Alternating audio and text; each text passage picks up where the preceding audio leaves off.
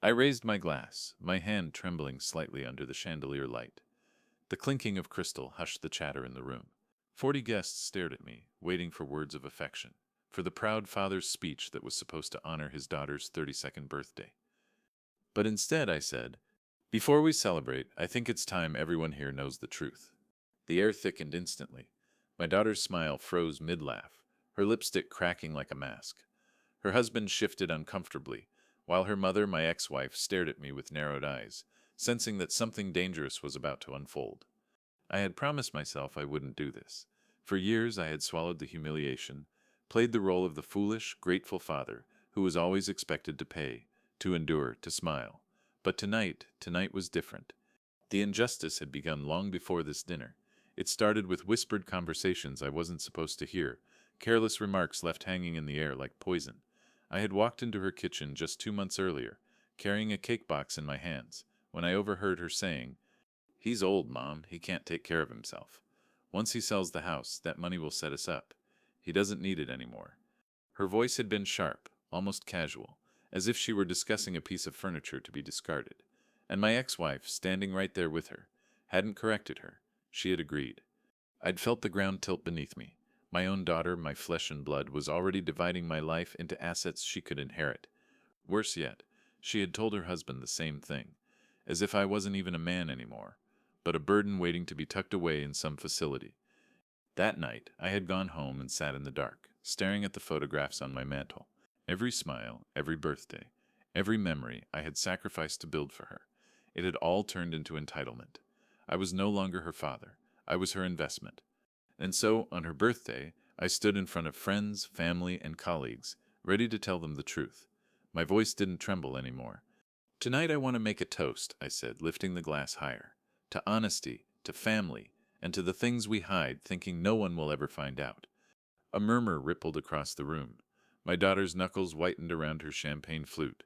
Her secret, the one she thought I would take silently to my grave, was about to be revealed. And what none of them knew was that I had proof letters, recordings, documents. The music had stopped, but my heart was beating louder than any drum. I smiled at her across the table. "Happy birthday, sweetheart. Let's tell them what you've been planning." 2 months before that birthday dinner, my days still followed the same quiet rhythm. I woke up in the house I had built with my own hands, a modest 2-story with cedar siding and a garden my late father once helped me cultivate. I kept the curtains drawn most mornings, not because I disliked the sun, but because the silence of the place sometimes felt too heavy when the light poured in. That house held decades of memories. It was where I had stayed awake through sleepless nights when my daughter was sick, pacing back and forth with her small body pressed against my shoulder. It was where I worked overtime shifts and came home exhausted, just to collapse on the couch and listen to her laughter in the living room. I had given everything to that girl. College tuition covered, her first car co-signed when her credit wasn't strong enough, the down payment for her house scraped together from my retirement savings. I told myself it was what fathers did. That was love, wasn't it? Sacrifice. But slowly, I began to realize that the more I gave, the less I meant. Gratitude turned into expectation. Expectation became entitlement, and eventually, entitlement grew into contempt. I remember the first time I noticed it. She had invited me to a dinner at her place, a dinner that was supposed to be about family. Instead, she and her husband spent most of the evening whispering about investments, about liquidating assets, glancing at me as though I wasn't even there. I laughed it off, thinking maybe I had misunderstood. But the truth revealed itself with brutal clarity one night in my own kitchen. I had returned earlier than expected, carrying a box of pastries from the local bakery. She was in the dining room with my ex-wife, her voice sharp and dismissive. "Dad can't keep living alone. He's getting forgetful. What if he leaves the stove on? What if something happens? Once we move him into a facility, we can sell the house. The market's hot right now. Sell the house. My house. The one I built, repaired, loved, and filled with life." Her mother had nodded without hesitation. "It's the smart thing to do. Better to secure your future now than wait for things to get worse." They didn't know I was standing in the hallway, hearing every word. I didn't make a sound. I just placed the pastry box on the counter and walked out into the night, the air so cold it burned my lungs. That night, I sat at the kitchen table with old receipts spread out before me. Every bill I had paid for her wedding, every extra shift I had taken to cover her tuition, every dollar I had sacrificed so she could stand taller, live better, dream bigger. And still, it wasn't enough. The memories pressed against me like ghosts. My late wife's voice echoed in my mind, warning me years ago, don't give her so much that she forgets to be grateful. She had forgotten, completely. It wasn't just about the house. It was about dignity, about the way she had reduced me, her father, into an obstacle standing between her and her future wealth. The next morning I walked through my home as if I were seeing it through her eyes. Square footage, resale value, potential profit. But to me, every corner carried weight. The bay window I had built for her 16th birthday because she said she wanted sunlight in her room. The wooden coffee table I carved myself, where she had once done her homework. The tiny garden fence I mended year after year, so she could play safely as a child. She wanted to erase it all. By the time her birthday arrived, I had already made my decision. I wasn't going to confront her in anger. I wasn't going to scream. No, if she thought I was weak, she was about to learn how wrong she was. So I raised my glass, my heart steady, and prepared to reveal everything she had hidden. The breaking point came one evening in early spring. I had just returned from the grocery store, a bag of fruit and bread tucked under my arm, when the phone rang. I almost didn't answer, but the caller ID showed my daughter's name. Her voice carried that familiar sweetness, the one she used when she wanted something. Dad, how are you? Have you been eating enough? You know you can always order groceries online, right? I smiled bitterly to myself, concern dripping from every syllable. I wanted to believe it, to cling to the illusion that she still cared.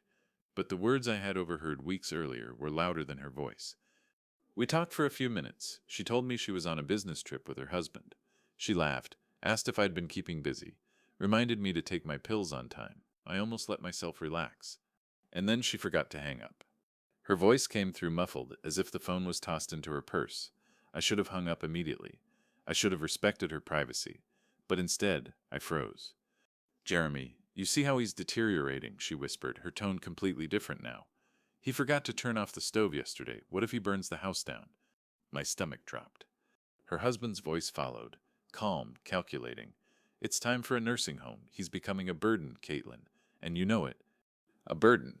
That's what I had become. But the knife twisted deeper when I heard her laugh. The house is worth almost $1 million now. With Denver's market, we could probably get 900,000, maybe more. We could finally buy that place in Boulder with the mountain view. Jeremy chuckled. Then let's not wait. The longer we delay, the harder it'll be. He still trusts us completely. We should strike now. The phone slipped from my hand, clattering to the floor. I stared at the kitchen tiles, Ellen's photo on the mantel burning in the corner of my vision. My late wife's eyes seemed to look at me, pleading, warning. Every memory in that house, every board, every nail, every drop of sweat I had poured into it meant nothing to them. To my daughter, I wasn't a father anymore. I was a key to a real estate deal. That was the moment something inside me hardened. The man I had been, the forgiving, patient, endlessly giving father, died right there in that silence. I stood up slowly, my fists clenched, my breath steadying with every second. If they thought I was confused, helpless, ready to be discarded, they were about to learn that I was still very much alive. And I wasn't going to let them win. That night, I opened the drawer of my old desk and pulled out a business card I had kept for years. Todd Fisher, real estate attorney. My wife had once insisted we meet him, just in case. Well, the just in case had finally come. I dialed the number with hands as steady as stone, and in that moment I knew I wasn't going to wait to be destroyed. I was going to fight back. The night after I spoke to Todd Fisher, I couldn't sleep. The attorney had been calm, reassuring. Legally, Mr. Hayes, your daughter has no claim to your home. None. They can't sell it. They can't touch it without your consent. That should have been enough to comfort me. I should have rested easy, knowing the law was on my side. But lying in the darkness of my bedroom, surrounded by the faint scent of Ellen's old perfume still lingering in her closet, I felt anything but safe. Because the real battle wasn't legal, it was emotional. I turned restlessly under the covers, my mind replaying her words again and again. He's a burden. The house is worth almost $1 million. Strike while he still trusts us completely. She had laughed when she said it. My little girl, my Caitlin, the same child who once ran into my arms during thunderstorms, who whispered, "Daddy, don't let go," on her first day of school. Now she was plotting to throw me away like an unwanted coat. I pressed my palms into my eyes, whispering into the silence, Am I really going to do this? Am I really going to expose her? A part of me wanted to forgive, to pretend I hadn't heard anything, to keep playing the fool, because at least then I could still have her smile, even if it was fake. Maybe that was better than the truth. But another part of me, harder, colder, refused. That part remembered every sacrifice. The double shifts and freezing winters to pay her tuition. The sleepless nights worrying about her debts. The weekends spent building her dream dollhouse by hand, just to see her light up on Christmas morning. And this was how she repaid me. With betrayal? I sat up, my chest heavy. My hands shook as I reached for the photo of Ellen on the nightstand. Her eyes, frozen in time, seemed to ask me the question I was avoiding. What are you going to do? I wanted to answer her. I wanted to say I was strong, that I would defend what we had built together. But the truth was, I was terrified. Because once I took that step, there would be no going back. No more illusions. No more loving daughter masks. If I revealed her secret, I would lose her forever. Could I live with that? Could I live with being the father who exposed his own child? The clock ticked loudly in the hallway. Midnight passed. Then 1 o'clock. Then 2.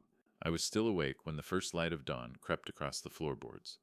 Finally, I whispered the words that sealed my fate. She's already lost me. And with that, my doubt turned into resolve. Before I tell you what I did next, let me ask you something. What would you do if you discovered your own child was planning to betray you? Would you confront them quietly, behind closed doors? Would you forgive them, hoping they'd realize their mistake? Or would you, like me, decide that sometimes the only way to teach a lesson is to let the whole world see the truth? Think about it for a moment, because the choice I made changed everything, not just for me, but for my daughter, her husband, and every single person who believed she was the perfect daughter. And trust me, what came next, nobody saw coming. Once my decision was made, I began to prepare. I couldn't just burst into her life screaming accusations. No, if my daughter thought I was a helpless old man, I would let her keep thinking that. I would play the role she expected, all while quietly tightening the noose she didn't even know was around her. The first step was paperwork. I pulled every file, every receipt, every faded record from the drawers where Ellen and I had kept them for decades. Tuition bills, wedding expenses, the down payment on her house, tens of thousands of dollars with my name signed at the bottom. All the sacrifices she had buried under her ambition. Then came the recordings. I invested in a small digital recorder, the kind you could hide in your pocket. Each time I visited, I slipped it on before walking through her front door. I asked harmless questions, made gentle conversation, and let her talk. The casual remarks she made about needing to figure out what to do with Dad, about future plans with the house, were all captured crystal clear. And the emails, oh, the emails. I knew her password. She had given it to me years ago when she needed help setting up her account, never imagining I'd remember. I didn't snoop at first, my conscience fought me, but eventually I logged in. What I found was worse than I imagined. Messages to her husband about liquidating assets, about securing the Boulder property once Dad's house sells. She had even joked to a friend, "He'll thank us later when he's somewhere safe." Old people never know what's best for themselves. I sat at my kitchen table, staring at the screen until the words blurred. The betrayal wasn't an accident. It wasn't a moment of weakness. It was deliberate, planned, ruthless. So I planned, too. I contacted Todd Fisher again, not just for advice, but for strategy. He guided me through the legal protections, transferring ownership into a trust, updating my will, ensuring that not a single penny could be touched without my consent. With each signature, I felt a little of my strength returning. But I wasn't done. If she wanted to reduce me to a burden, I would show her and everyone she knew that I was anything but. The night before her birthday dinner, I rehearsed in front of the mirror. Not the anger, not the shouting that wasn't my weapon. My weapon would be calmness, composure, precision. I practiced raising my glass, holding it steady despite the storm inside me. I practiced the words, "It's time everyone here knows the truth." My hands didn't shake. My voice didn't break. By the time I lay down that night, I was ready. The next day, I walked into her perfectly decorated dining room, filled with guests, with colleagues, with friends who saw her as the image of success. She hugged me like always, her perfume sweet but suffocating, her smile painted on. "Dad, I'm so glad you came," she whispered, as if she hadn't been plotting to erase me. I smiled back, slipping the digital recorder into my jacket pocket. "Oh, sweetheart, I wouldn't miss this for the world." And I meant it. The dining room shimmered with golden light. Crystal glasses sparkled under the chandelier. Laughter echoed across the table, and my daughter glowed in her silk dress, like the perfect hostess she wanted the world to see. But as I sat among her friends, her husband, and even my ex-wife, I saw past the surface. I saw the calculation in her eyes, the way she glanced at Jeremy as if reassuring herself that their future was already secured. I played my part. I asked about her job, her projects, her upcoming vacation. I smiled when she told a story I had heard a dozen times before, nodding like the proud father everyone expected me to be. But inside, every laugh felt hollow, every word rehearsed. At one point, her husband leaned close and whispered just loudly enough, "You holding up okay, Roy? This must be a lot for you crowds. Noise, late nights. Don't overdo it, huh?" His smirk was subtle, but it was there. He wanted me to feel fragile, diminished. I just patted his shoulder. "Don't worry about me, Jeremy. I've got more stamina than you think." The look on his face, momentary confusion, a flicker of doubt, fueled me. Later, as the cake was brought out, I noticed her frown when I didn't take my usual seat at the far end of the table. Instead, I stayed close to her, my eyes steady on hers. She shifted uncomfortably, her smile faltering for the first time that evening. "You okay, Dad?" she asked, her tone sweet but strained. "Never better," I replied, letting the words hang in the air. She didn't know it, but I had already spread the documents across the lawyer's desk earlier that week. I had copies of everything, proof of her plans, proof of her betrayal. What I carried in my jacket pocket wasn't just the recorder. It was a stack of printed emails, tucked neatly into an envelope. Insurance. Every moment of that evening felt like a balancing act. I had to keep my mask intact until the very end. But as the dinner stretched on, I could feel her unease growing. She laughed louder than usual, filled every silence with chatter, poured herself another glass of wine when she thought no one was looking. And every so often her eyes darted toward me. Me, sitting silently, too quietly, with a small smile that didn't reach my eyes. I could almost hear her thoughts. What's he doing? Why is he so calm? When the plates were cleared and the lights dimmed for the birthday toast, my ex-wife leaned toward me. "Don't embarrass her tonight, Roy. Just say something nice and leave it at that." Her words were meant as a warning, but they sounded more like permission. I rose slowly, lifting my glass. The chatter died instantly. 40 pairs of eyes turned toward me. My daughter's hands tightened around her champagne flute.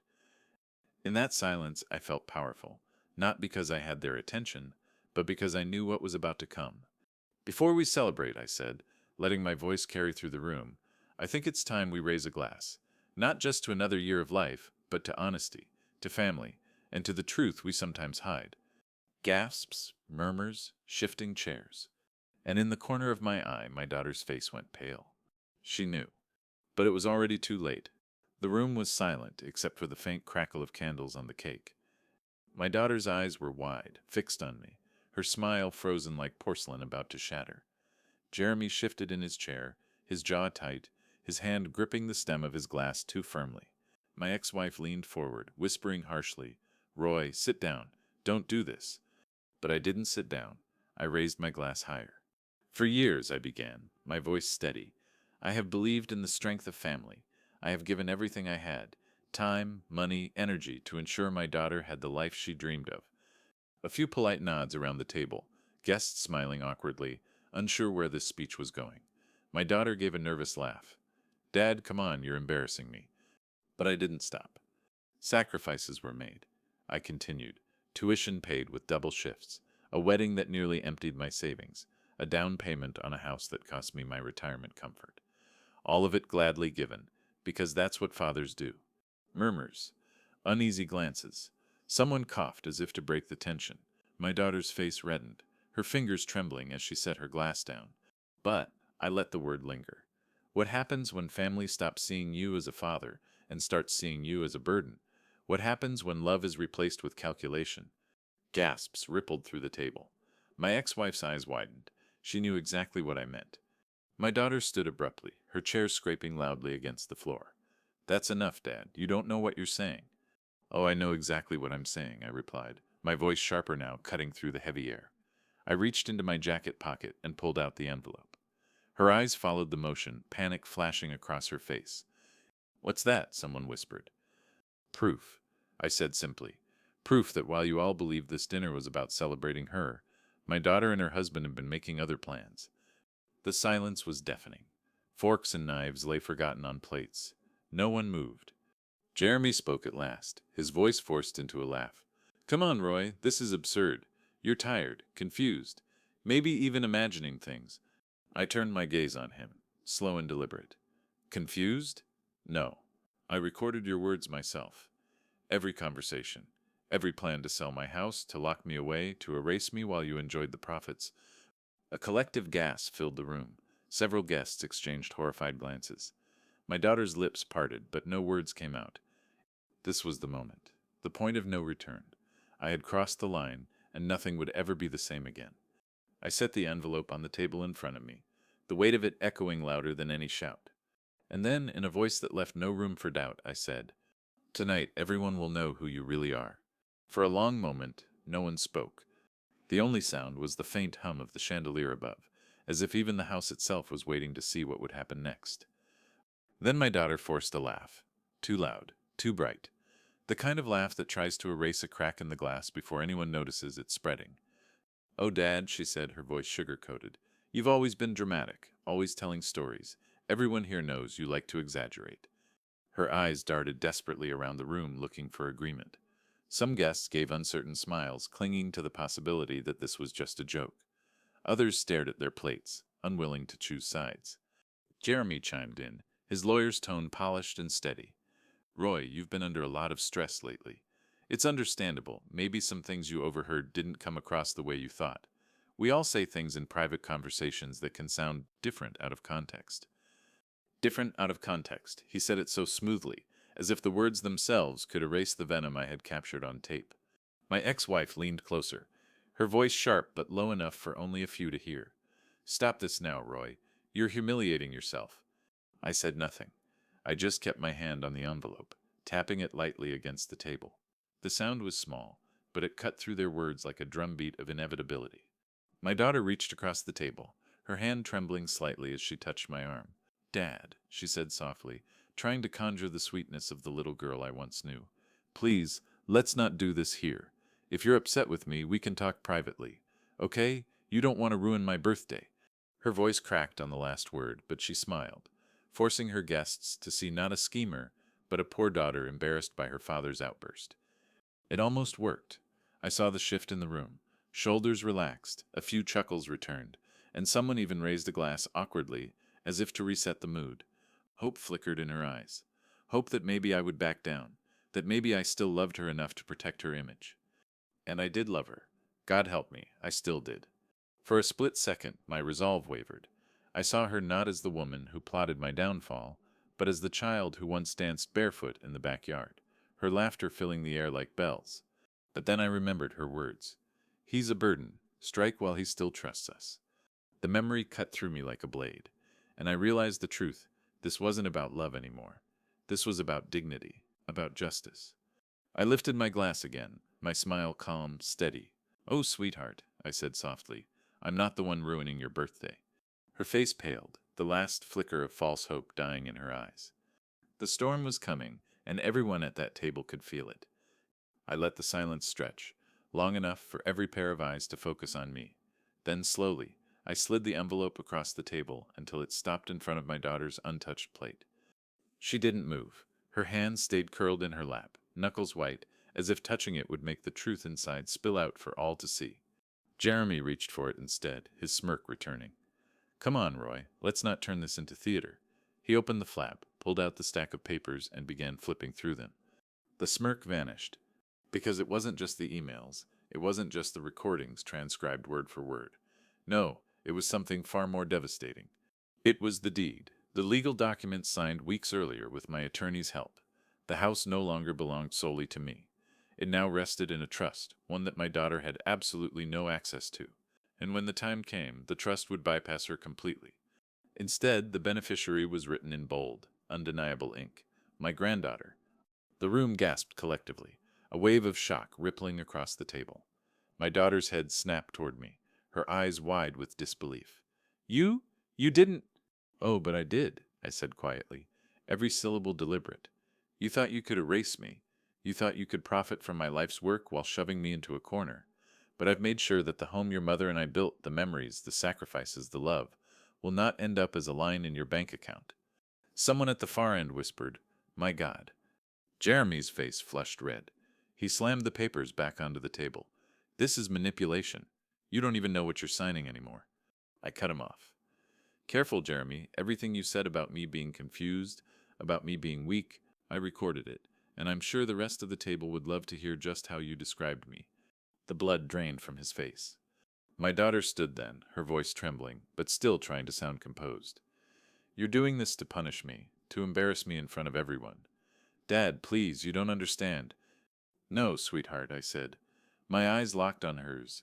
"For the first time in years, I understand perfectly." Her lip quivered, and for the first time that evening, the mask cracked. She wasn't the confident hostess, the calculating planner. She was just a woman exposed in front of friends, colleagues, and family. And that was the twist she never saw coming. She thought I would suffer in silence. Instead, I had chosen to strike back, publicly, irrevocably, and with proof no one could deny. The air in the dining room was electric. Everyone leaned closer, waiting for the next blow. And I wasn't finished yet. "Before I tell you what happened next, let me ask you this. If you discovered your child had betrayed you, planned to sell your home, erase your dignity, and profit from your life's work, would you keep their secret to protect them? Or would you do what I did that night, and let the entire world hear the truth?" Because what came after this moment was no longer just a family argument. It became a public reckoning. And in that dining room, under the chandelier light, my daughter's perfect image shattered in front of everyone who thought they knew her. The toast was only the beginning. I tapped the recorder in my jacket pocket, letting the metallic click echo across the table. You see, it's one thing to deny, to twist words, to pretend this is all in my head, but it's another when your own voice proves the truth. My daughter shook her head violently. "Dad, don't, please." Jeremy leaned forward, his voice sharp. "Roy, stop this nonsense. Nobody here wants to listen to your paranoia." But several guests spoke at once. "Actually, I do. Let him talk. What's going on?" The tide was turning. They wanted to hear. With deliberate slowness, I set the small black recorder on the table and pressed play. At first, only static. Then my daughter's voice filled the room, unmistakable and cruel. "He forgot to turn off the stove yesterday. What if he burns the house down?" Gaffs, chairs scraped. Someone covered their mouth. Then Jeremy's voice followed, calm and cutting. "It's time for a nursing home. He's becoming a burden, Caitlin, and you know it." A collective shiver ran through the room. My daughter's hands flew to her face, her eyes glistening with panic. I let it play longer. Her laugh echoed from the device. "The house is worth almost $1 million now. With Denver's market, we could probably get 900,000, maybe more." The recording continued, cold and merciless. Jeremy's voice. "We should strike while he still trusts us completely." Silence, heavy, absolute. Every guest's eyes turned toward them, judgment, disgust, disbelief etched on their faces. The illusion of the perfect daughter, the loving wife, collapsed in real time. "Turn it off," she screamed suddenly, slamming her palms onto the table. The force rattled silverware and glasses. But I didn't. I let the last line play. "God, he's so grateful just to hear from me. He has no idea we're planning this." The final words lingered like smoke after a fire. I clicked the recorder off. Slowly, deliberately, I looked at each guest around the table. "You all see now," I said quietly. "This is who she really is. This is what my daughter planned for me." My ex-wife sat frozen, pale as the tablecloth. Jeremy's face burned crimson. His jaw clenched so tight I thought his teeth might crack. My daughter collapsed back into her chair, trembling, tears spilling down her cheeks. "Dad," she whispered, broken now, "why? Why would you do this to me?" The room held its breath, waiting for my answer. I raised my glass again, steady as stone. "Because, sweetheart, you left me no choice." The chandelier flickered above us, as though even the light itself trembled at the truth laid bare. And in that moment I knew. The mask was gone forever. The silence after the recording ended was more powerful than any words I could have spoken. Every guest sat frozen, their champagne glasses untouched, their faces pale and stiff. Jeremy was the first to break. He stood abruptly, knocking his chair backward. "This is ridiculous," he barked, his voice louder than the chandelier hum above. "You all know how old men get confused, paranoid, desperate for attention. He probably spliced that audio together himself." But his performance fell flat. Nobody looked convinced. In fact, the more he raged, the guiltier he appeared. One of my daughter's friends, a woman from her office, spoke up. I recognize your voice, Jeremy. That wasn't edited. I heard you say almost the same thing about another client last month. Gasps, heads turned. Jeremy froze, his mouth half open, but no words coming out. I leaned back in my chair, calm, steady, letting him sweat under the eyes of 40 witnesses. Then my daughter tried again. Her voice was soft, shaky, but laced with desperation. Dad, please, you don't understand. I was worried about you. I didn't mean it the way it sounded. I was scared you'd get hurt living alone. It almost sounded believable. Almost. But the recorder had already spoken louder than she ever could. I leaned forward, my gaze never leaving hers. Scared? Is that what you call planning to sell the house I built with my bare hands? Is that what you call laughing about your own father being a burden? Her lip quivered. She turned to the crowd, searching for sympathy. But all she found were stares, cold, disappointed, disgusted. Even my ex-wife, who had been complicit in her whispers, sat stiff and silent. She couldn't meet my eyes. I rose slowly from my chair, my glass still in hand. You wanted to erase me. Tonight, I erased the illusion instead. The guests shifted, murmuring to each other. A few clapped softly, not in celebration, but in recognition of the courage it took to stand against betrayal. Jeremy grabbed his coat, muttering under his breath. We don't have to stay here and listen to this. He yanked at my daughter's arm. Let's go. But she didn't move. She sat frozen, her face streaked with tears, her body trembling under the weight of her own downfall. Because she knew leaving would mean admitting guilt, staying meant facing the humiliation. And either way, her secret was dead. I lifted my glass one final time, my voice calm and unwavering.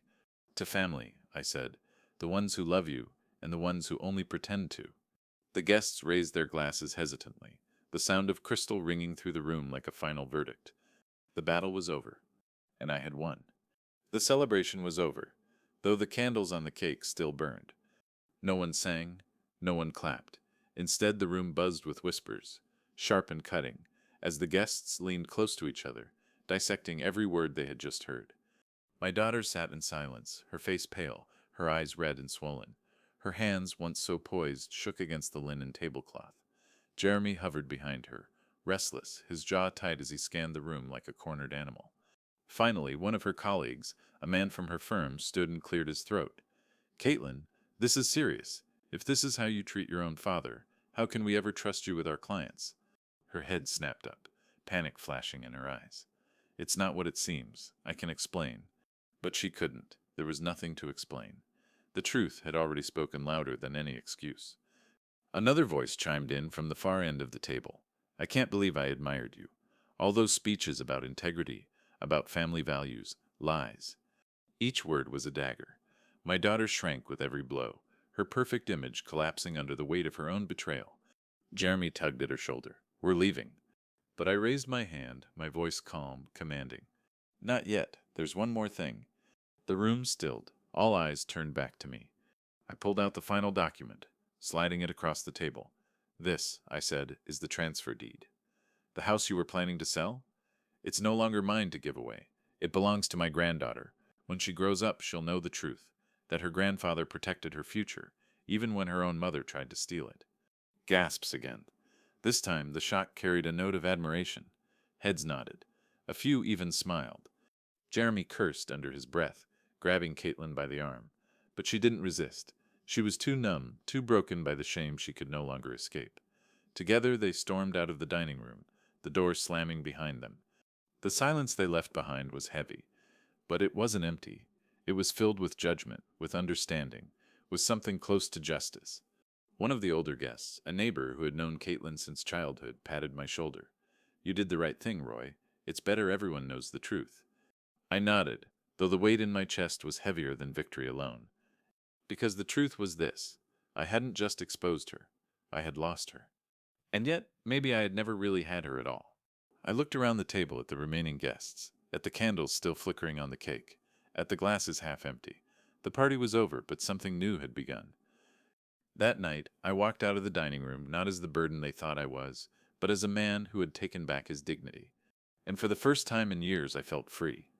The days after that dinner felt strangely quiet. I expected regret to creep in, to haunt me like an echo in the empty halls of my home. I expected sleepless nights, replaying my daughter's face as her world collapsed. But instead, I slept soundly for the first time in years. The burden I had carried, the silence, the humiliation, the endless giving, was gone. Neighbors who had attended the party began stopping by my house. Some came with kind words, others with small gestures. A pie left at my doorstep. A letter slipped into my mailbox. They all said the same thing in different ways. You were brave.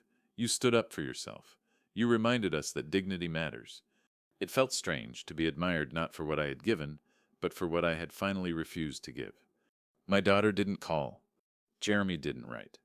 The silence from their side was louder than words, but I no longer chased it. I no longer dialed her number, hoping to hear a trace of the little girl I once knew. That illusion was gone, and in its place was clarity. Instead, I turned my focus to my granddaughter. Every Saturday, I picked her up from school or from her piano lessons. She sat in the back seat of my car, swinging her legs, humming softly. She didn't know the full truth yet. She was too young, but one day she would. One day she would learn that her home had been saved for her, that her grandfather had chosen her future over her mother's greed. And maybe, just maybe, she would grow up understanding the value of love that asks for nothing in return. In the evenings, I worked on the garden again.